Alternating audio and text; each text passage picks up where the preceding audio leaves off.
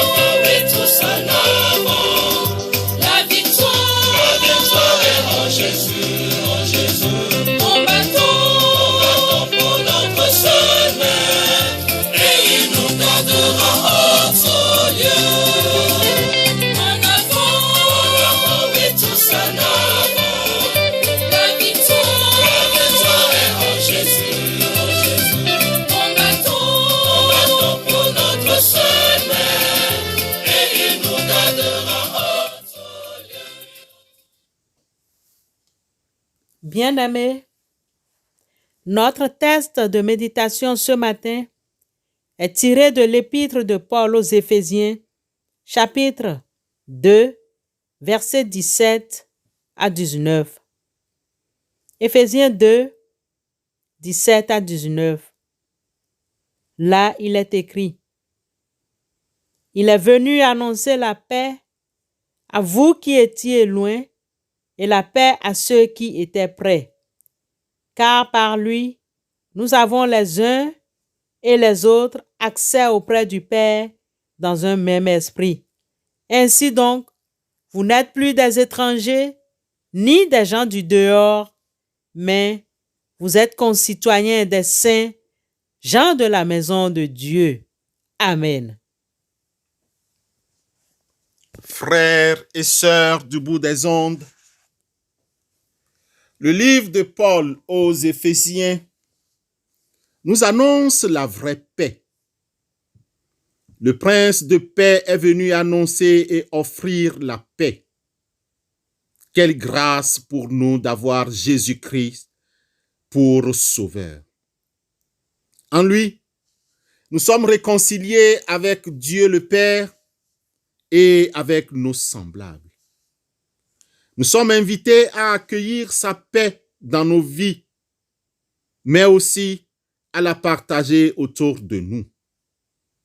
Cependant, le malin utilise une stratégie pour nous détourner de cette paix de Dieu, nous décourager ou de dire que Dieu n'existe pas comme le pensaient certains. Quelle est cette stratégie? C'est celle de l'inquiétude, un sentiment qui bouleverse très vite notre vécu quotidien. Dans notre monde troublé et agité, dans ce monde où l'inquiétude, l'angoisse et le stress sont les caractéristiques de notre temps, l'inquiétude rend la vie compliquée, pénible, énervante dans ces derniers temps.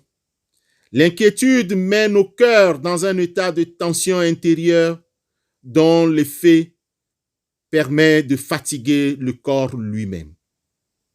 Le Seigneur nous dit, ne vous inquiétez de rien. Philippiens 4, 6. Et le Seigneur nous montre le chemin à suivre pour ne pas rester dans cette inquiétude qui nous amène à la dépression. Sa paix.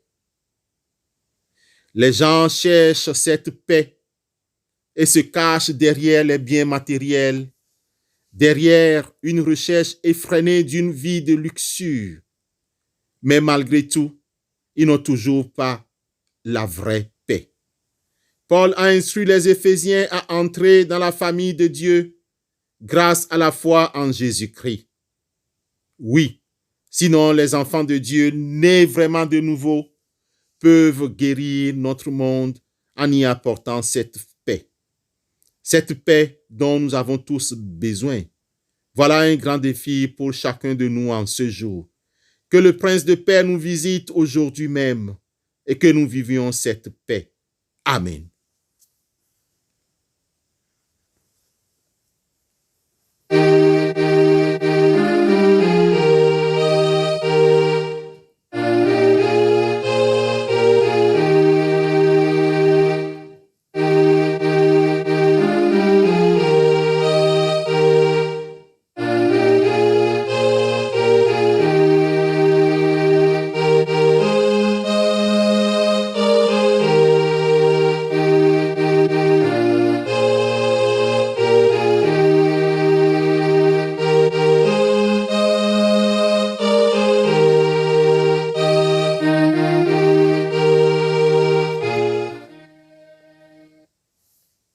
Prions Dieu.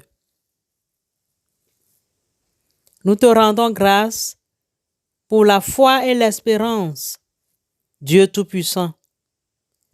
Nous te rendons grâce pour le salut déjà présent en notre Seigneur Jésus-Christ.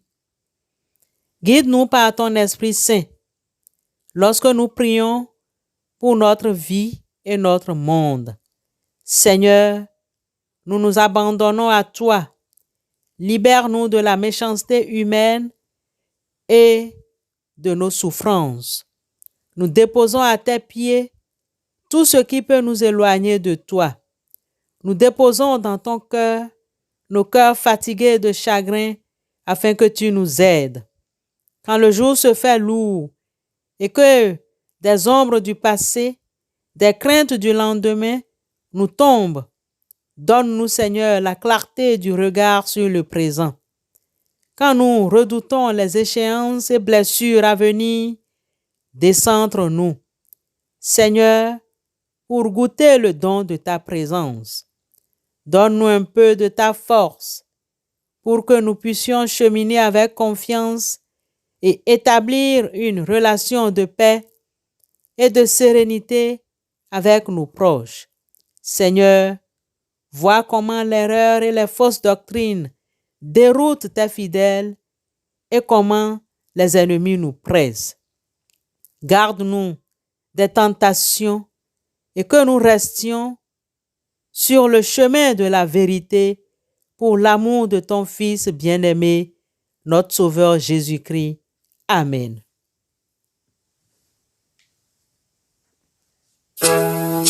Louez l'Éternel, car il est bon, car sa miséricorde durera toujours. Que ceux qui craignent l'Éternel disent, car sa miséricorde durera toujours. Du sein de la détresse, j'ai invoqué l'Éternel. L'Éternel m'a exaucé, il m'a mis son âge. C'est pas fini. Je te louerai parce que tu m'as exaucé, parce que tu m'as sauvé. Alléluia,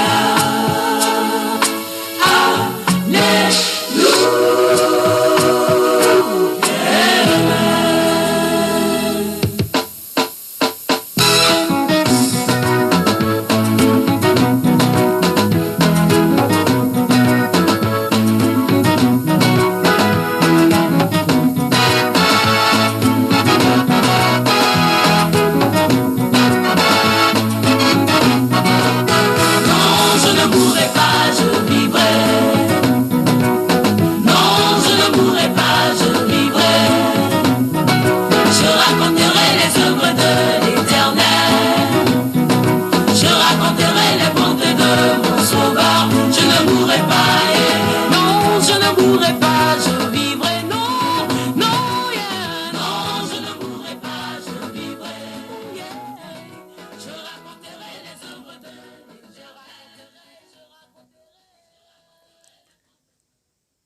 Recevons la bénédiction de la part du Seigneur. La paix de Dieu est un souffle qui se pose sur ton cœur et qui apaise tes pleurs. La paix de Dieu est un murmure qui rafraîchit ta foi, qui te relève et qui t'envoie.